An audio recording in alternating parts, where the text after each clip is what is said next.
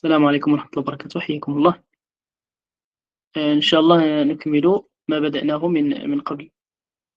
الآن يعني المطلوب منكم هي تدوين بعض المعلومات التي يمكن أن تلتصق بأذهانكم. هذا هو المطلوب منكم في هذه المرحلة. فالمطلوب هو تدوين بعض المعلومات التي يمكن أن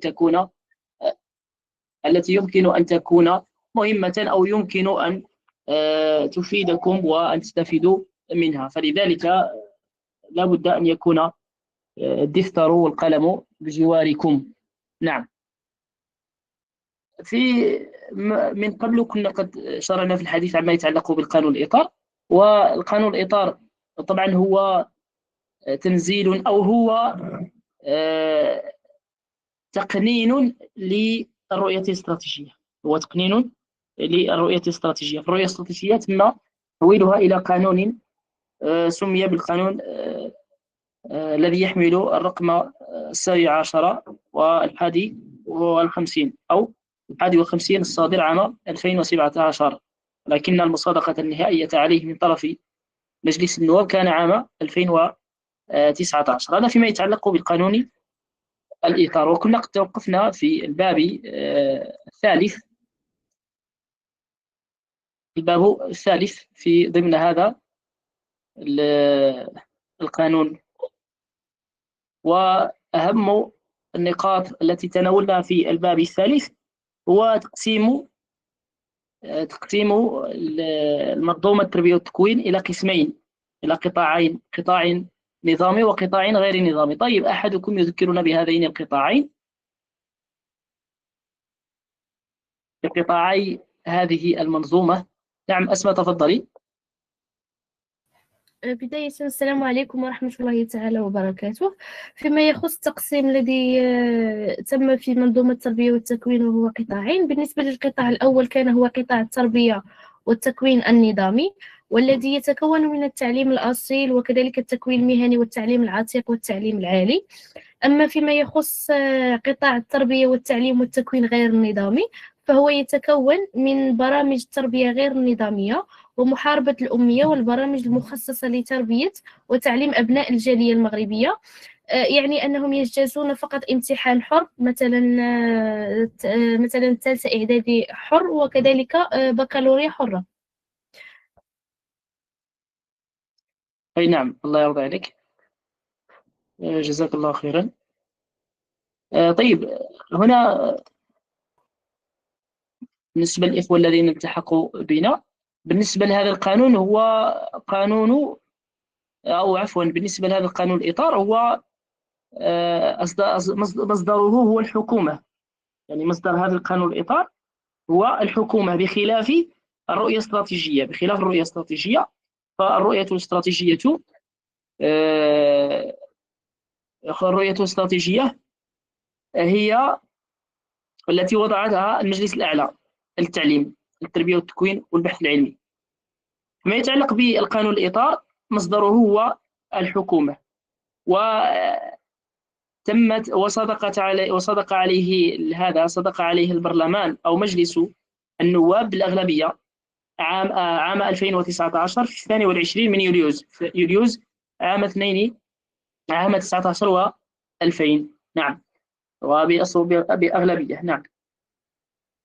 واللجنة التي عرض عليها، أو اللجنة من اللجان التي عرض عليها هذا المجلس، هذا القانون الإطار في مجلس النواب، هي لجنة التعليم والثقافة والاتصال. فهذه هي اللجنة الموكلة بالنظر في هذه القضايا: لجنة التعليم والثقافة والاتصال. لجنة التعليم والثقافة والاتصال فهي اللجنة الموكلة لهذا.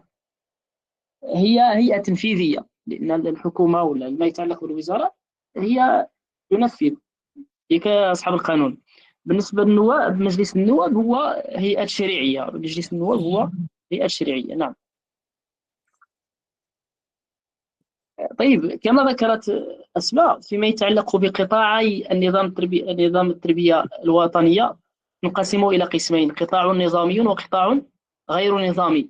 فالقطاع النظامي هو الذي يتضمن التعليم المدرسي، ويتضمن التعليم العتيق ويتضمن التكوين المهني ويتضمن التعليم العالي. فيما يتعلق بالقطاع غير النظامي فيتضمن لنا برامج أو برامج التربية غير النظامية وبرامج محو الأمية إضافة إلى تعليم أبناء الجالية. فهذا ما يتضمنه أو تتضمنه هذا القطاع. نعم. وطبعا بالنسبة للتعليم المدرسي يتضمن التعليم الأولي إلى حدود الثانوي التأهيلي، والتعليم الإلزامي هو الذي يجمع بين نظريا أو يجمع بين التعليم الابتدائي والتعليم الإعدادي.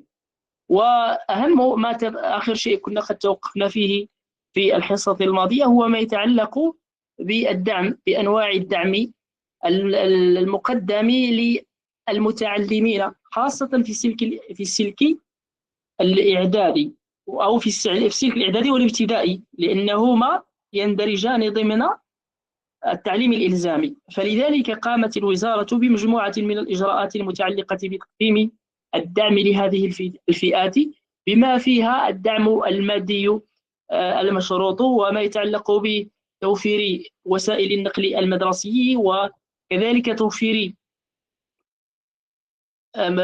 يعني أماكن للإيواء والإطعام، وتخصيص بعض المنح للمتعلمين حتى يستفيدوا من هذا التعليم. نعم، هذه أهم النقاط التي ربما قد تناولنا الحديث عنها سابقا. نعم.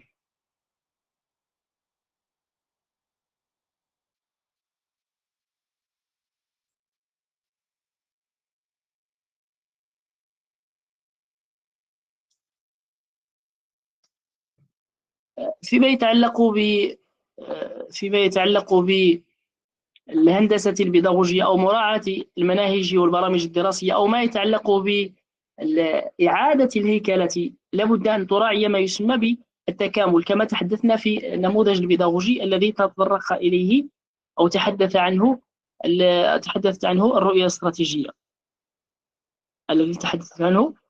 الاستراتيجية، هنا فيما يتعلق بالتعليم الأصيل هو قطب من أقطاب التعليم المدرسي في الثانوي التأهيلي، لأن القطب هو قطب من الأقطاب مثل قطب الآداب وقطب العلوم وقطب الفنون وغيرها. نعم. الهندسة البيداغوجية هو ذاك التخطيط البيداغوجي الذي تقوم به الجهات المسؤولة عن القطاع، يعني ما يتعلق بمديرية المناهج وباقي المديريات التي تنضوي تحت وزارة التربية الوطنية، التي تضع هذه البرامج والمناهج البيداغوجية. نعم. إذن فهنا ما يتعلق بالهندسة البيداغوجية للمسالك الدراسية، مثلا ما يتعلق بتحديد عدد ساعات الدراسة، وما يتعلق بعدد ساعات المواد الدراسية، وما يتعلق بالمعاملات، وما يتعلق بالمواد التي تدرس في سلك دون سلك. هذا كله يندرج ضمن هذه الهندسة البيداغوجية، هذه كله يندرج ضمن هذه الهندسة البيداغوجية. نعم. لماذا؟ لأن هناك تصور لدى هذه الجهات، لدى مديرية المناهج، فالمتعلم مثلا أو أنه مثلا الآن قرروا تدريس المواد العلمية باللغة الفرنسية، لأن في هندستهم أن هذه المواد العلمية تدرس باللغة الفرنسية في الجامعات، وبالتالي حتى نيسر على المتعلمين ربطهم بالسلك العالي أو بالتعليم العالي. وكذلك ما يتعلق بمختلف المدارس العليا، المدرسة المتعلقة بالتكنولوجيا أو التجارة أو الهندسة أو غيرها، كلها تدرس باللغة الفرنسية، وبالتالي حتى يسهل على المتعلم الالتحاق بهذه المدارس والمؤسسات لا بد أن يدرس المواد العلمية باللغة الأجنبية. فهذا كله يندرج ضمن هذه الهندسة البيداغوجية. إذن على كل حال هذه المواد الدراسية لا بد أن تكون متكاملة، كل هذه المواد الدراسية لا بد أن تتسم بالتكامل فيما بينها. نعم. الشباب، المهم على كل حال اللي ما فهمش مصطلح تربوي ولا شي حاجة ما واضحاش يوقفني أستاذ، راه ما فهمتش. بارك الله فيكم. بالنسبة للقانون الإطار، تمت المصادقة عليه في 22 من يوليوز 2019، 22 شهر 7 2019. نعم خويا نبيل. السلام عليكم ورحمة الله وبركاته. أستاذ، بغيت نسولك على حساب يعني المجلس الأعلى للتربية والتكوين، واش وضع خطة أو وثيقة مثلا غير خطة استراتيجية؟ هو في الحقيقة خويا نبيل، بالنسبة لهذا المجلس الأعلى للتربية والتكوين والبحث العلمي، هو عنده مجموعة من الإصدارات، مجموعة من الإصدارات. طبعا هذه الإصدارات وهذه الخطط أو هذه الإصدارات التربوية التي يقوم بها هي من باب الاستشارة أو من باب الدراسات، من باب الدراسات. مثلا المجلس الأعلى أصدر لنا مثلا ما يتعلق بدور العام 2017، ما يتعلق بدور جمعية آباء وأولياء المتعلمين، وأصدر لنا أيضا دراسة متعلقة بالهدر المدرسي ودراسة متعلقة بالعنف المدرسي وهكذا. لكن هذه الإصدارات وهذه هذه الإصدارات وهذه المقالات أو هذه الأبحاث التي يقوم بها المجلس الأعلى للتربية والتكوين والبحث العلمي هي من باب البحث العلمي، وليست ملزمة في شيء، ليست ملزمة تماما. فلا تلزم الحكومة بشيء، لأنها جهة استشارية أو هي هيئة استشارية. بحال حنا كما كيقولوا بالدارجة شاور هذيك وما ديرش برايها. فهذا يعني هيئة استشارية، شاورها مزيان كبر بها، بصح دير داكشي اللي في راسك صافي. هذا هو اللي كاين. فكذلك هذا المجلس الأعلى هو هيئة استشارية، وعنده دور آخر خويا نبيل، هو هيئة تقويمية. يعني من صلاحيتها أيضا أنها تقوم بتقويم النظام التربوي، بتقويم النظام التربوي. فلذلك هذا البرنامج الوطني للامتحان لتقويم المكتسبات، هذا يشرف عليه المجلس الأعلى للتربية والتكوين العلمي. هذا سميته اختصارا باللغة الفرنسية PNEA، بروغرام ناسيونال ديفالياسيون دابرونتيساج ولا بحال هكا. يعني هذا هو البرنامج التقويمي الوطني الذي تشرف عليه هذه الجهة، هذه الهيئة.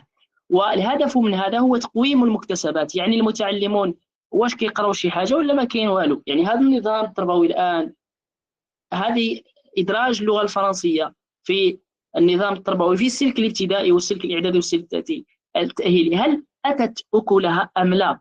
فإذا المجلس الأعلى للتعليم يقوم بدراسة لا أدري تقريبا، لا أتذكر في السنوات اللي كانت في فكرة ذكرنا بها.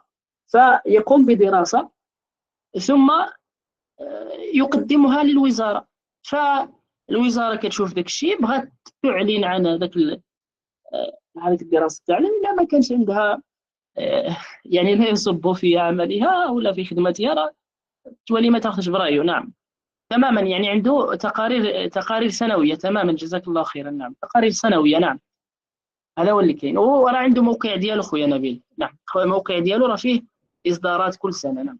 طيب من هو الآن، شكون اللي راه مكلف بهذا المجلس الأعلى للتربية والتعليم اليوم؟ رئيسه اليوم شكون اللي مسؤول عليه؟ أي نعم، برقية ولا برقيبة؟ نعم تماما، برقية تمام، هي الأستاذة رحمة برقية. هذا هو، هي اللي مسؤولة الآن عن المجلس الأعلى للتعليم. نعم. طيب نكمل إن شاء الله.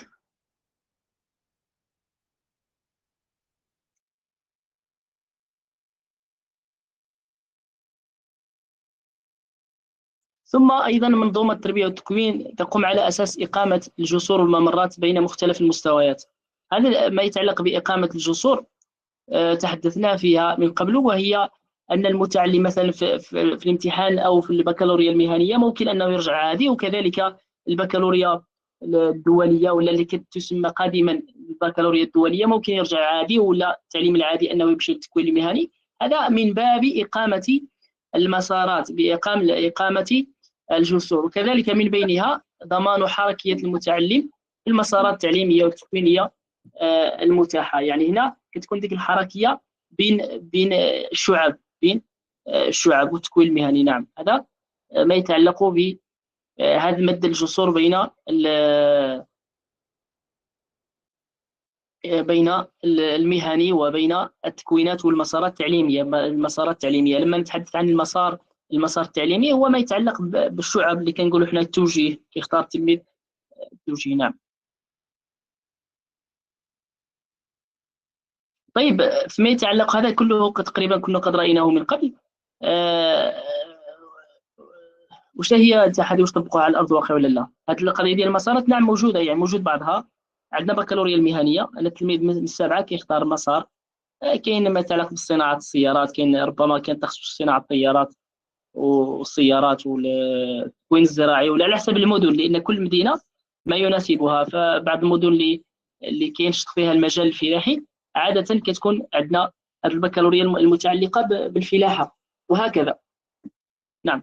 ولكن على كل حال يعني هي تحتاج الى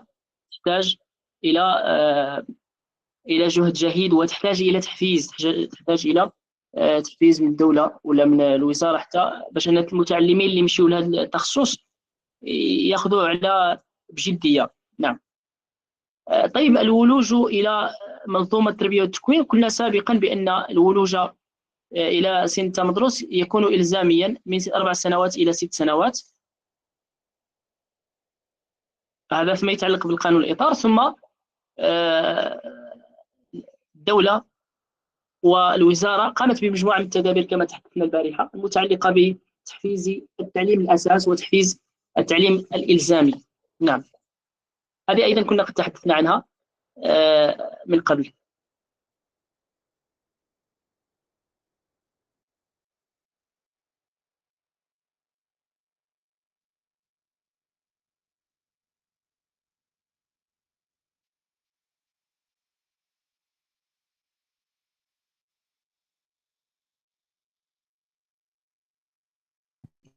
طيب، عندنا فيما يتعلق بإقامة وتطوير وحدات للدعم النفسي وخلايا الوساطة،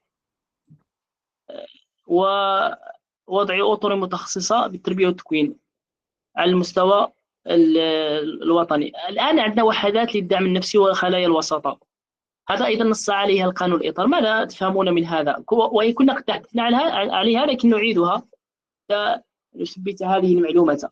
ما يتعلق بخلايا الوساطة، ما دور هذه الخلايا في المؤسسات؟ طبعا كلنا درسنا في المؤسسات، لكن عندما كنا متعلمين تلاميذ لم نكن نعرفها. بالنسبة لي أنا عمري سمعت بها ملي كنت تلميذ، لكن رجعنا أساتذة بقينا نسمع بها. نعم، تفضلي أسماء. بالنسبة لخلايا الوساطة هي عبارة على لجان أو لا، يعني كتكون داخل المؤسسات التعليمية، كتكون يعني مجموعة من الفاعلين التربويين هما نيت اللي كيكونوا في المؤسسة، بحال الأساتذة ولا كيكون مدير أو لا كيكون مستشار في التوجيه. يعني حاليا كنلقاو كاين داك كيكون بعض المرات مختص تربوي، اولا كيكونوا غير تلاميذ ممثلين او جمعيه الاباء. يعني كل مره يعني كل مؤسسه وشنو كيكون الهدف ديالها هو التدخل مثلا لتسويه الخلافات النزاعات، او كذلك يعني الوقايه من العنف بكل انواعه، سواء العنف لفظي او لا جسدي او لا نفسي. كذلك تعزيز العلاقات الانسانيه داخل المؤسسه، يعني من خلال يعني بين المتعلمين وكذلك الإدارة، وكذلك الإنصات يعني للتلاميذ ودعمهم النفسي والاجتماعي يعني في حال تعرضهم لمشاكل. يعني يعني الدور ديالها في المؤسسة هو التدخل السريع مثلا عند وقوع واحد النزاع، سواء كان داخل القسم أو الساحة، وكيكون هو الوساطة بين جوج ديال الطرفين اللي كيكونوا متنازعين باش في الأخير يوصلوا لواحد الحل اللي يرضي الجميع. وكذلك بعض المرات كتكون كدير لنا نظام تتنظم لنا لقاءات تحسيسيه مثلا حول نبذ العنف او ثقافه الحوار او احترام الاخر، والتبليغ والمتابعه يعني في حاله كان العنف يعني خاطر ولا متكرر. وكذلك يعني المساهمه في تحسين المناخ المدرسي، يعني كتحاول انها تجعل لنا الفضاء المدرسي يعني واحد الفضاء اللي يكون امن ومريح نفسيا للمتعلم. الله يعطيك خير. طيب، ان شاء الله غادي نضيف بعض المسائل الاخرى بعد المداخله ديال رشيده. تفضل بنيتي. السلام عليكم ورحمة الله. بالنسبة لوحدات الدعم النفسي والتربوي وكذلك خلايا الوساطة التربوية، بالنسبة لوحدات الدعم النفسي فهي توفر، هدفها الأساسي هو توفير المواكبة النفسية والتربوية للتلاميذ الذين يعانون من صعوبات نفسية سلوكية أو اجتماعية. من مهامها الأساسية طبعا الاستماع إلى التلاميذ وتقديم الدعم النفسي الفردي والجماعي، رصد الحالات التي تحتاج إلى تدخل متخصص وإحالتها الجهات المناسبة، وكذلك تنظيم أنشطة حول الثقة بالنفس، تدبير الضغط والتنمر، يعني هذا المشكل اللي كتعاني منه المدرسة المغربية، وكذلك العلاقات داخل القسم. يعني اللي كيكونوا مسؤولين عليها غالبا كيكونوا اخصائيون اجتماعيون او نفسيون، مره كيدار لهم الكونكور بحالهم بحال يعني الاساتذه في التعليم وداك الشيء، ولكن مره يعني ماشي دائما. وكاين الخلايا الوساطه التربويه، الهدف الأساسي ديالها هو الوقاية من النزاعات داخل الوسط المدرسي وتسويتها بطريقة تربوية وسلمية. من مهامها الأساسية معالجة الخلافات بين التلاميذ وبين التلميذ والأستاذ في بعض الحالات، أو بين الإدارة والأسر، ونشر ثقافة الحوار والتسامح، وكذلك المساهمة في تقليص العنف المدرسي والتغيب والهدر المدرسي، وكذلك تتبع حالات النزاع لتفادي تفاقمها. وتتكون هذه الخلايا من مدير المؤسسة أو نائبه إذا كان، وممثل عن الأطر التربوية، مستشار في التوجيه أو الحياة المدرسية، وممثل عن جمعية الآباء، وفي بعض الأحيان تلميذ أو ممثل عن مجلس التلاميذ. الله يرضى عليكم. هنا الآن فهذا نسمعوا هاد خلايا الإنصات ولا الوساطة ولا اليقظة. الآن بالنسبة لهذا هذا بين قوسين مجالس ولا خلايا ولا مؤسسة ولا نسميوها كيف بغينا، هي آلية مؤسساتية أولا. يعني هي آلية مؤسساتية. ما معنى مؤسساتية؟ يعني أن المؤسسة التعليمية هي التي تشرف عليها، طبعا لأن المدير دائما موجود فيها الخلايا. طبعا نعم، بخلاف مثلا يعني لها هدف تربوي أساسا ووقائي وغيرها من الأهداف الموجودة عندنا. غير هو كاين واحد شوية الفرق بين اليقظة والإنصات ولا الوساطة. نبداو بداية ما يتعلق بالإنصات، هو الأسهل. خلايا الإنصات عادة هذه تتكون من المدير، وأحيانا بعض الأساتذة ربما اللي يتميزون بالحياد أساسا، هذه النقطة الأولى. وحتى المدير أحيانا يراعي اختيار الأساتذة في هذه النقطة. علاش؟ لأن الآن ممكن تكون بعض الأسرار في هذا الإنصات، وبالتالي ما يمكنش أن أي واحد يقتحم هذا المجال. هذه النقطة الأولى. النقطة الثانية أيضا الأساتذة اللي ربما يكون عندهم تأثير على المتعلمين، أو أن المتعلمين أو مكان عند المتعلمين. علاش؟ حتى أنه ما يكونش واحد الحاجز بين المدرس والمتعلم حتى يفضي إليه بما يكون، أو بما كان وبما سيكون وبما يفكر به وبما لا يفكر به. ثم إذا كان متوفر عندنا مستشار تربوي، أيضا المستشار التربوي هنا المقصود به الموجه. ثم أحيانا إذا تيسر شي واحد كما كنقولوا كيفهم شوية، شي مختص تربوي ولا مختص أطر الدعم النفسي كان موجود، هذا أيضا كيشكلوا لنا هذه الخلية. نعم، ومساعد اجتماعي. نعم، طبعا هذا كله أحيانا الله يعطيكم الستر في الغالب المؤسسات هذا الشيء كيبقى حبر على ورق، يبقى حبر على ورق. باش انكم راه تقريبا في هذه المسيره المهنيه، يعني خدمت تقريبا اكثر من 10 سنوات، فربما في هذه المسيره كلها ثلاث حالات ولا اللي شفت في بعض المؤسسات، او حالتين الى بقيت عاقل. وان كان يعني هذه اللجان تؤسس سنويا، باش تعرفوا بان هذه اللجنه علاش كنقولوا بانها مؤسساتيه، تؤسس سنويا. يعني فاش كنديروا مجلس التعليمي ولا المجلس التربوي ولا مجالس الاقسام فاش كنديروها، فاش كان الدار في اول السنه في الجمع العام ولا دار لها مرتاحه، كدار نفسها هذا الامر، كدار هاد خلايا الانصات وخلايا اليقظه. خلايا اليقظه كتفاعل، غادي نقول لكم علاش كتفاعل. اما فيما يتعلق بخلايا الانصات نادرا ما تفعل.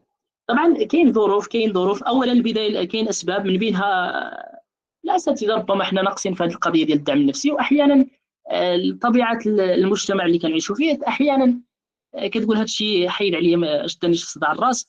المهم كل واحد الهم ديالو. طيب نعم عندي مشاكل ديالي، شدني نزيد شي مشاكل ديال عباد الله. فهذا كلها اسباب اللي كتجعل ان هذه الخلايا ما كتفعلش. المتدخلون هنا سلام، كاين المدير وكاين الاستاذ، كاين الاساتذه ممثلين على هيئه التدريس، وعاده كيكونوا اساتذه الفلسفه واساتذه التربيه الاسلاميه يجتمعان في هذه النقطه احيانا، يعني ماشي دائما، في هذه الخلايا الانصات. يعني بعض المدراء كيقترحوهم. وكاين كذلك الاستاذات، يعني لابد من وجود العنصر النسوي في هذا الامر. هذا هو تقريبا اهم المكونات ديال الخلايا. ثم الامر نتاعها متعلق اساسا كما ذكرتم بارك الله فيكم، فهذا متعلق بالجانب النفسي، بالمشاكل الاجتماعيه، المشاكل النفسيه اللي ممكن ان المتعلم يعاني منها. وبالتالي الهدف نتاع ذاك التلميذ اننا نديروا تتبع المتعلم، نشوفوا الحاله ديالو، نشوفوا مالو، السبب الى اخره. هذا دور الخلايا الانصات. والوسطه عندها دور اخر فيما يتعلق ربما عندنا شي مشاكل ممكن ان نتوسطوا فيها. عندنا سواء بين المتعلمين ولا بين الاستاذ ولا بين الاساتذه ولا غيرها، يعني هذا كلها كما كنقولوا كنديروا واحد نعالجوا المشاكل ديالنا بيدينا. ثم بالنسبه لخليه اليقظه، هذه كتفعل احيانا، خاصه في المناطق اللي كيكون فيها العجاج بزاف، وماشي واللي كيكون فيها الشتاء، كما كتفوت درجه الخطر الاحمر. راه شفتوا شي مرات النشره الانذاريه كتكون درجه احمر ولا خط برتقالي ولا ماشي داك الخطوط الخطيره. اي نعم، مناخ صعب تماما. ولا احيانا ممكن الثلج، ممكن احيانا، يعني هذه الظواهر الطبيعيه اللي ممكن انها تاثر على المتعلمين. وبالتالي هنا هذه الخلايا اليقظه هذا الدور ديالها الاول، ان المدير كيكون فيها المدير وممثلين على الساده الاساتذه كيقرروا مثلا بان هذه العشيه ما تكونش قرايه مثلا. علاش؟ لانه هذا المناخ صعب ان المتعلمين يجيو. هذه النقطه الاولى. كذلك رصد حالات المتعلقه بالهدر المدرسي كما سبق الاشاره، يعني نحاولوا اننا نعالجوا هذا الهدر المدرسي. كذلك من وظيفتها ايضا رصد ما يتعلق بالعنف المدرسي، وان كان كما اشرت سابقا من اكثر المذكرات الموجوده عندنا راه متعلقه بالعنف المدرسي. تقريبا هذه اهم النقاط. اي تماما هي ان مراقبه الوضع داخل المؤسسه ورصد المشاكل واقتراح الحلول الوقائيه. تماما نعم. هذا فيما يتعلق بالمشاكل العامه، يعني مشاكل ممكن انها تصيب كل المتعلمين ولا ممكن ان تاثر على الجميع. هذه اسمها خليه اليقظه. لكن خلايا الانصات هي موجهه لفئات قليله. يعني الخلايا اليقظه دورها هو اكتشاف هذه الظواهر الطبيعيه، ولا اكتشاف هذه الظواهر الطبيعيه، ولا اكتشاف ما يتعلق بالظواهر الطبيعيه، وما يتعلق بالظواهر النفسيه ولا الظواهر المجتمعيه، ظواهر الاجتماعيه. نعم تماما، اللي قرينا في علم الاجتماع التربوي. اخويا انس ميكروفون الارض عليك. قلت بالنسبه لهذا من الخلايا اليقظه هو اكتشاف هذه الظواهر اللي ممكن تنتشر بحال ظاهره التنمر اللي موجوده ولا الاستهزاء بالمتعلمين فيما بينهم، ولا مثلا ربما العنف المدرسي. فدور الخلايا اليقظه هو انها تكتشف هذه الظواهر. ثم كما كنقولوا كنشوفوا شكون هو الدينامو المحرك لهذا. ممكن دير مع خليه الانصات، ممكن دير مع مجلس التاديبي وتصيفطوا. يعني هنا كتولي تصيفط خليه اليقظه، ممكن انها ترسل بعض الحالات لهذا لخلية الإنصات. ربما مش عارف واش فرقت لكم شوية بين خلية الإنصات وخلية القضاء. طيب إذا مزيان.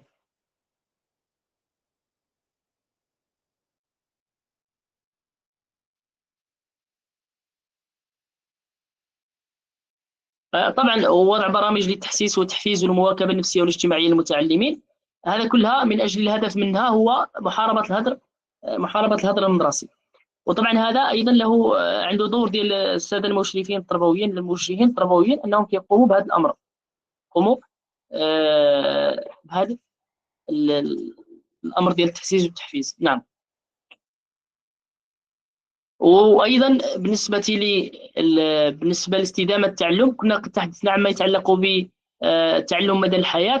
من بين الاجراءات اللي ربما نخدموا عليها هي تقليص النسبه العامه للاميه، ان الوزاره تسعى الى تقليص نسبه الاميه من خلال مجموعه من برامج محو الاميه، سواء بشراكه مع وزاره التربيه وزاره الاوقاف، ولا كل وحده بوحدها، ولا بشراكه مع مختلف الجمعيات. نعم.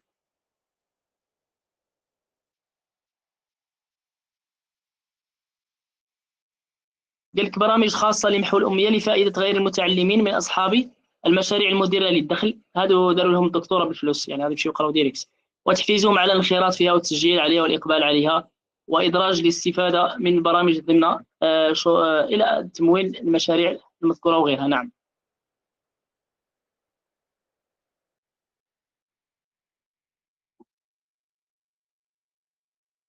أيضا وضع برامج خاصة للتربية غير النظامية تستهدف الأطفال الموجودين خارج المدرسة والعمل التحيينية.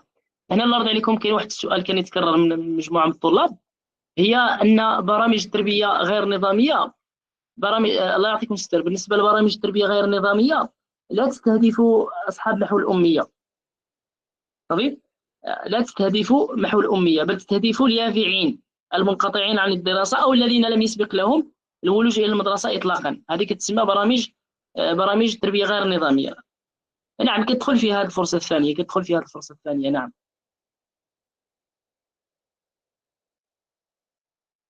أيضا فيما يتعلق بالمادة 25 نصت على ما يتعلق بتيسير اندماج الأشخاص في وضعية إعاقة أو في وضعية خاصة ضمن التربية الدامجة. فلاحظوا هنا الشباب الله يعطيكم الرضا أن التربية الدامجة تضم صنفين، أو بالأحرى صنفين. تضم الصنف الأول المتعلق بالأطفال في وضعية إعاقة، والصنف الثاني الأطفال في وضعية خاصة، وهذه أيضا كنا قد شرحها، أو قلنا بأن القانون الإطار قد شرحها من قبل. والأطفال في وضعية خاصة تتضمن إلى جانب الأطفال ذوي الاحتياجات الخاصة تتضمن ما يتعلق بأبناء الرحال ولا المتخلى عنهم ولا هكذا، يعني الأطفال في وضعية صعبة. نعم. وطبعا تم إصدار ما يسمى بالدليل، دليل التربية الدامجة عام 2019.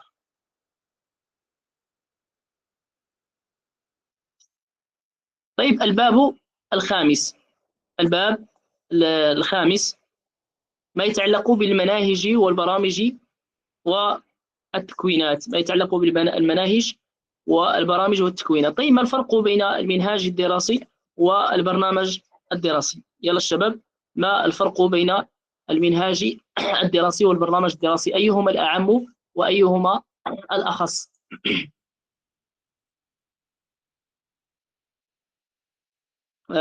نعم، يلا شيماء تفضل بنتي. السلام عليكم جميعا. مرحبا، تفضل بنتي. عليكم السلام ورحمة الله. نعم، بالنسبة لي المنهاج أعم وأشمل من البرنامج. نعم، جيد، فالمنهاج هو الأعم. جيد. هل يمكن أن تضيفي شيئا قليلا حول التمييز بينهما، ولا بارك عليك هذا الشيء؟ نعم، يمكن أن أضيف أن المنهاج يكون يعني فيه كل من الغايات، الأهداف العامة، لكن البرنامج يحتوي على الأهداف الإجرائية الخاصة وكذلك تحديد التوقيت والأهداف الإجرائية. الله يرضى عليك. طيب، نشوفوا خديجة وبعدها نرجعوا عبد الواحد وبعده رشيدة. نعم تفضل خديجة. نعم، السلام عليكم. من مقتطف من كتاب ديال الأستاذ جميل الحمداوي في محاضرات في علوم التربية. قال لنا باللي المنهاج الدراسي هو بمثابة فلسفة الدولة في ميدان التربية والتعليم، ومن ثم كتأثر فلسفة المنهاج بالظروف المحلية والدولية، في حين يعد البرنامج أقل عمومية من المنهاج وأكثر تجريدا من المقرر التعليمي، بمعنى أن البرامج تتضمن محتويات وقيما وعناوين ومضامين عامة غير مفصلة بشكل إجرائي، وتستمد خبراتها من فلسفة المنهاج، وبعد ذلك تتحول مضامين هذا البرنامج إلى مقررات دراسية خاصة بكل مادة معينة، وتتكون هذه المقارنات مفصلة وأكثر خصوصية وإجرائية. يعني من هنا، من هذه الفقرة نستخلص أن المنهاج المدرسي أو الدراسي هو أعم وأشمل من البرنامج، ولا بغينا نقول أن البرنامج هو تنزيل أو أنه يتضمن محتويات اللي جات لنا في المنهاج الدراسي. الله يعطيك الستر، جزاك الله خيرا. نعم خويا عبد الواحد.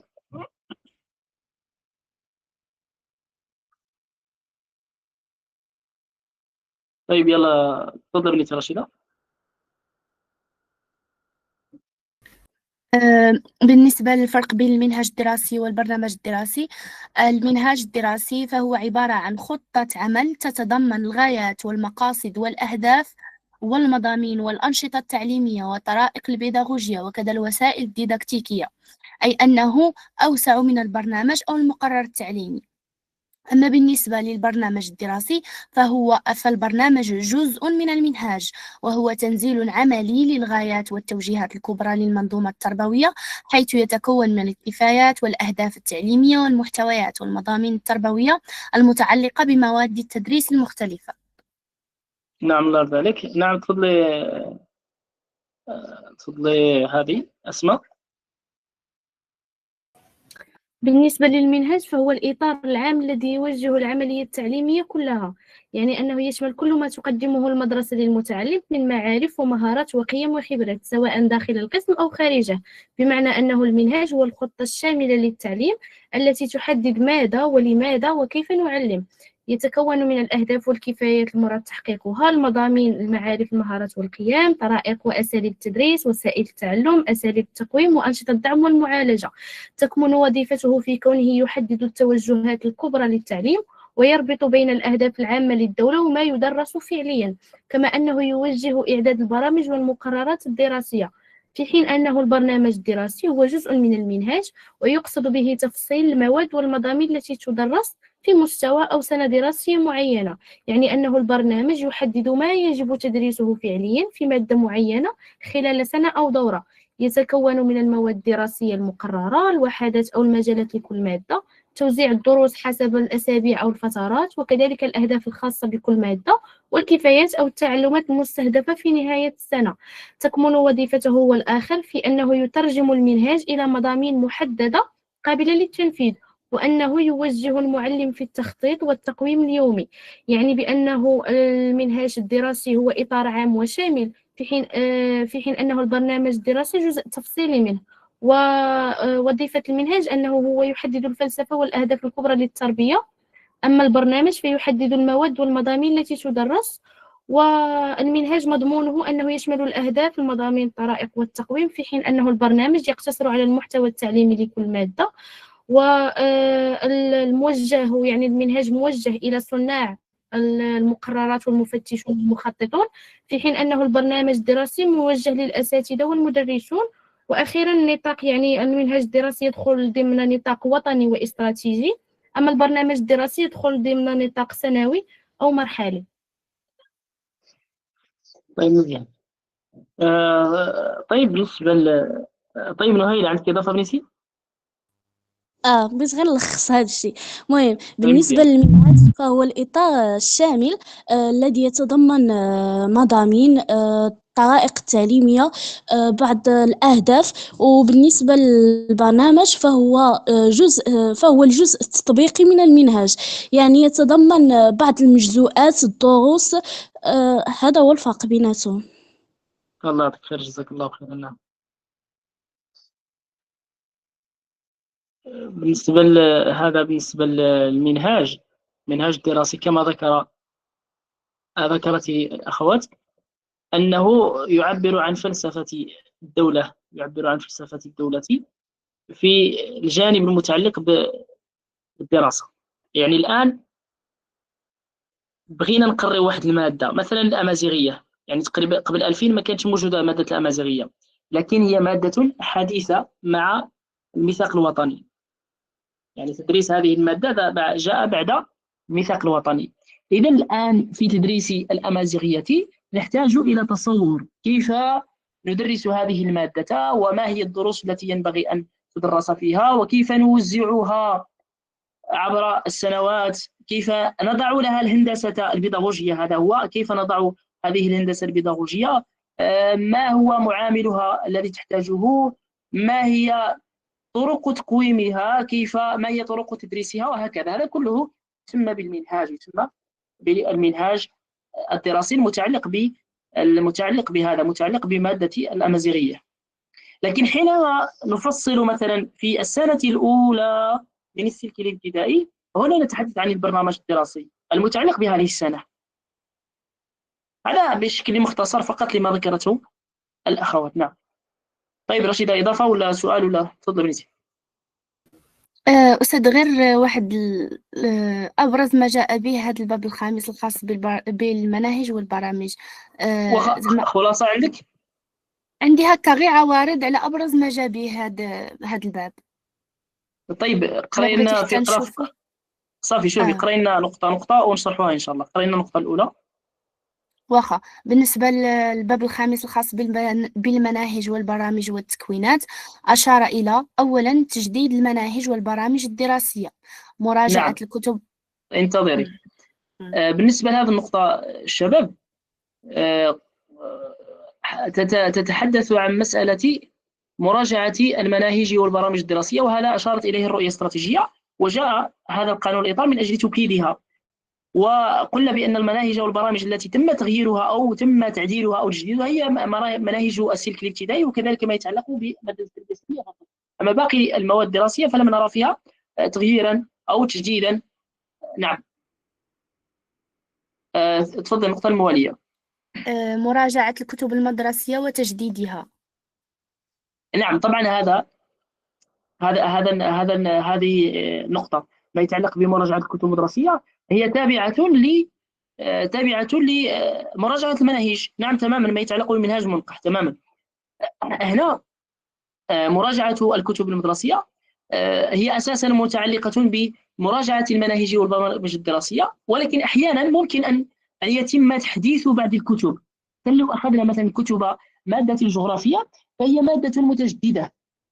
فالآن مثلا الكتب التي تم إصدارها عام 2004، أرى من 2004 حتى اليوم ظهرت دول وغابت دول ووقعت حروب وضربت حروب، فالجغرافيا تتغير. فمثلا هذه تحتاج إلى تجديد. نعم تفضل بنتي. نعم، بالنسبة للفكرة الموالية بلاتي دقيقة، مراجعة نظام التوجيه المدرسي. نعم، هذا التوجيه المدرسي إن شاء الله نخلي له واحد حصة خاصة به متعلقة ما نساليو إن شاء الله هذا القانون الإطار، غادي نهضروا على ما يتعلق بهذا التوجيه المدرسي، لأن عنده واحد الإطار ديالو خاص، سواء هذا ولا ما يتعلق بمشروع المتعلم، مشروع الشخصي للمتعلم. نعم. عندنا أيضا إصلاح نظام التقويم والامتحانات. نعم، فهذا فيما يتعلق بمسألة التقويم، وهذا كان دارت واحد المذكرة في 2021 ولا كانت فيها ما يتعلق بحذف بعض المواد في امتحان الثالثة إعدادية، ولا كان وقع واحد التغيير المذكرة 89 لو بقيت عاقل، لكن تم التراجع على هذه المذكرة. نعم. نعم، عندنا أيضا جعل المتعلم فاعلا أساسيا في بناء التعلمات.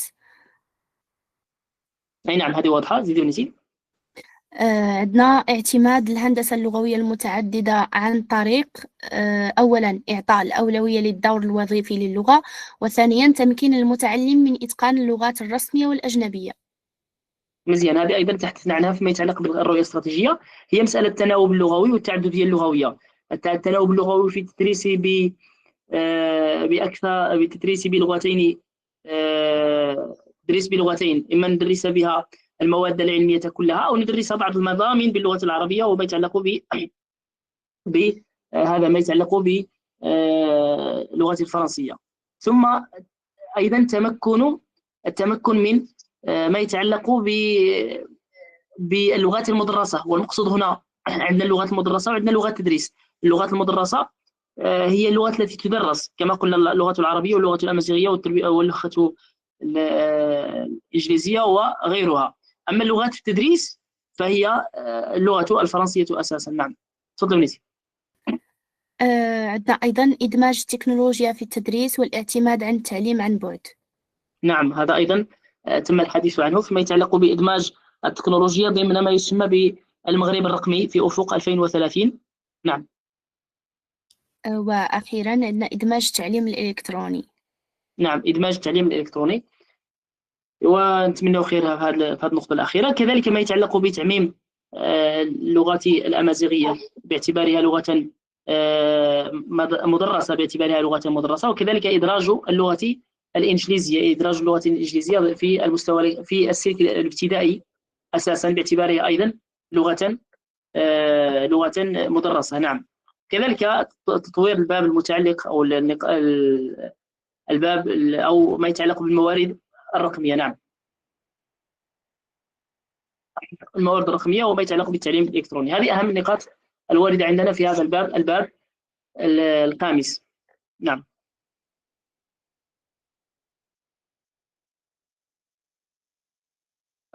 فيما يتعلق بتدبير الزمن الدراسي والإيقاعات المدرسية، هذا كنا قد تحدثنا عنها. أيضا تشجيع على البحث التربوي و تشجيع البحث التربوي والاجتماعي.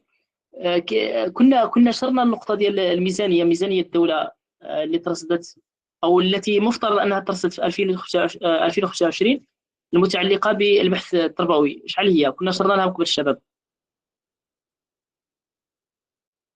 شحال النسبة ديال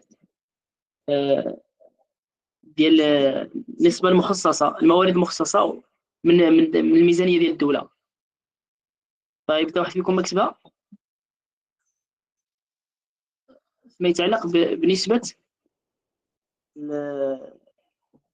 نعم، نعم تماما، هي لا تصل إلى 1%. كانت لا تصل شيء. نعم تماما، كانت لا تصل إلى 1%، لكن في 2025 تم أو المفروض أنها في 2025 تكون وقيل 2.5% ولا 1.5% نسبة من الدخل العام الخام. نعم. الحسن هي الميكروفون أرض ذلك. نعم، 2.5% في أفق أنها توصل 3% 2030 إلى بقيت عاقل. هذه هي النسبة ديال البحث العلمي.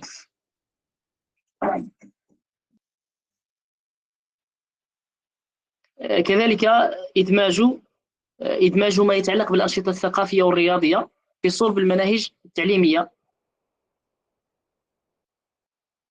أن هذا الأمر المتعلق بإدماج الأنشطة الثقافية والرياضية، هذا كانت دارت أيضا في السنة الماضية ولا السنة اللي قبلها فيما يتعلق هذا القانون الوظيفة العمومية الذي تم تعديله. كانت تضاف للأساتذة مهمة أخرى هي مسألة تعيين الحياة المدرسية، لكن المسائل التي تم التراجع عنها أيضا، ولكن هي موجودة. لكن احنا كنتحدث عما يتعلق بإلزاميتها، لكن بقيت اختيارية. لكن في الابتدائي كيخدموا به. إذا كان شي واحد هنا من الأساتذة في الصف الابتدائي يفيدون، الله يعطيكم الصحة. نعم.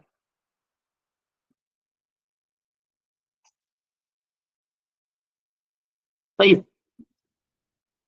هذا أهم النقاط الواردة عندنا في الباب الثالث أو في الباب الخامس. نعم. طيب، ننتقل إلى الباب الموالي وهو الباب السادس المتعلق بالموارد البشرية.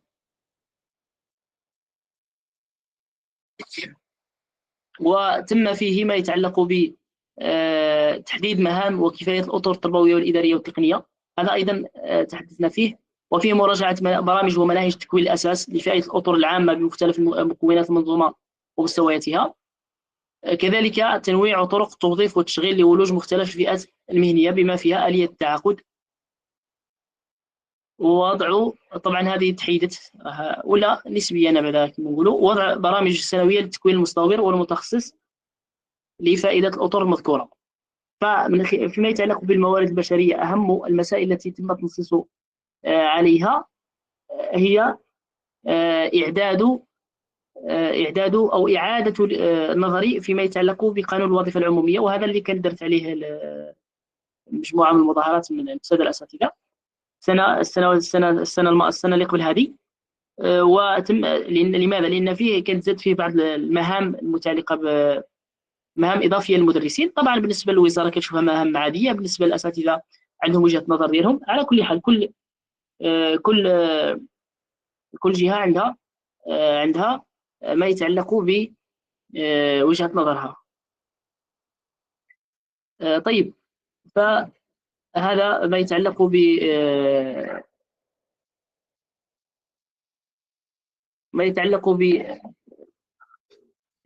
دقيقة معذرة، ما يتعلق ب هذا القانون الذي تم التراجع عن بعض النقاط فيه، من بينها ما يتعلق بإلزامية هذه الأنشطة، وكذلك ما يتعلق بإلزامية الحضور فيها، وغيرها من النقاط التي تم التراجع عنها.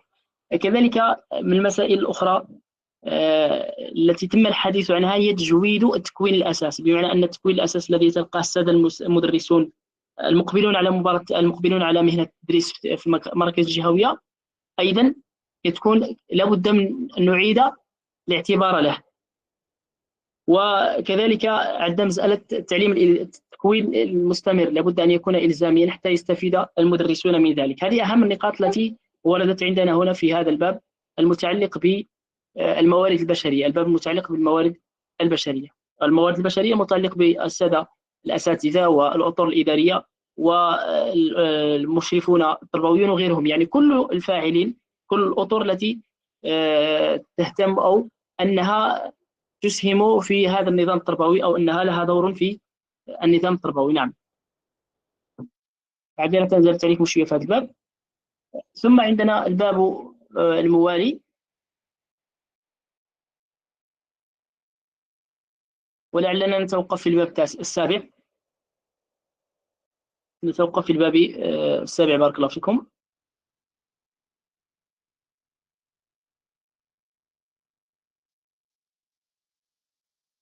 لأن هذه الأمور تقريبا كلها كنا نشرنا لها فيما يتعلق بالرؤية الاستراتيجية، لكن فقط نعيدها من باب الإخوة، من باب التذكير ومن باب الإخوة الذين التحقوا بنا. طيب، بقت لنا 4 أبواب غدا، لعل غدا نكملها إن شاء الله في هذا الوقت، نكملها. الأبواب الأربعة المتعلقة بالقانون الإطار نكملها غدا، وبعدها نشرع في شيء آخر. بارك الله فيكم. طيب، إذا ما كان شيء إضافة أو سؤال فمرحبا بكم، بارك الله فيكم. طيب، وش هو السؤال ديالكم نيتي؟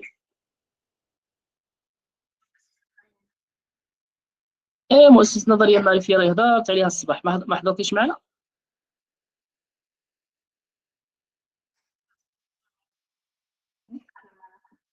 معليش. طيب، خير إن شاء الله، معليش. بالنسبة للنظرية المعرفية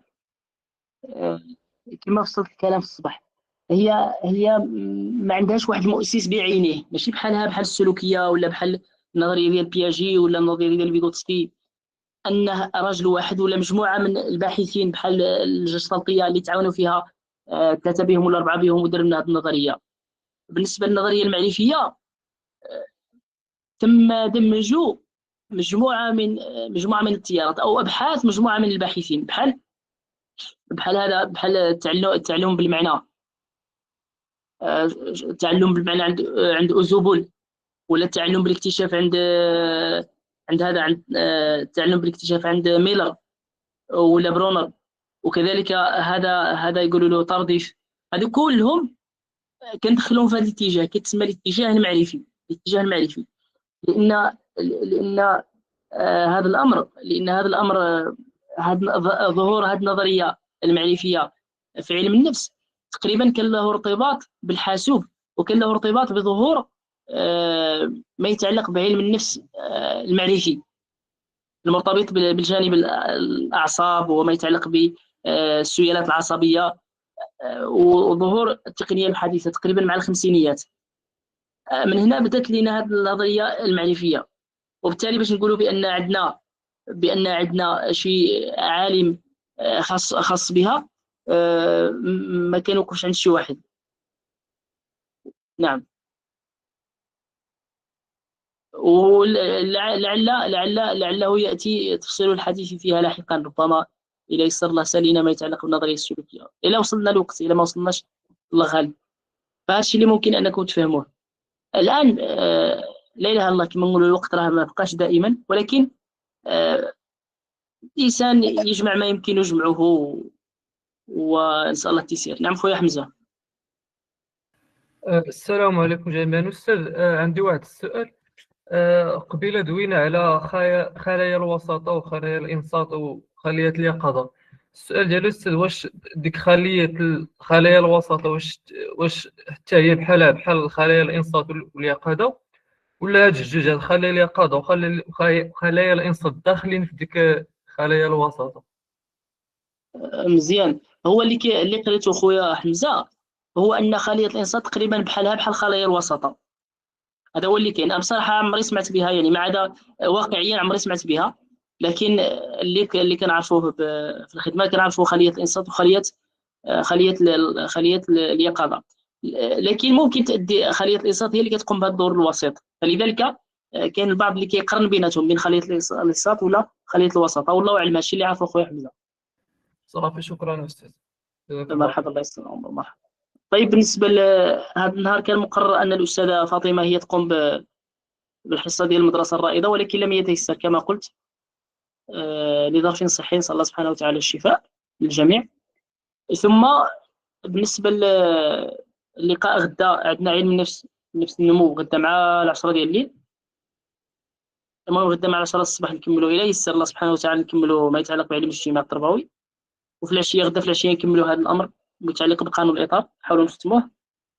هذا هو اللي كاين. بالنسبة للطلبة اللي كانوا يحضروا مع الزحيلي أصول الفقه مع 10 ديال الليل، راه كاين لقاء اليوم. الله يسر بتوفيق الشباب، الله يسر الأمور إن شاء الله. سبحان ربك رب العزة عما يصفون، وسلام على المرسلين، والحمد لله رب العالمين.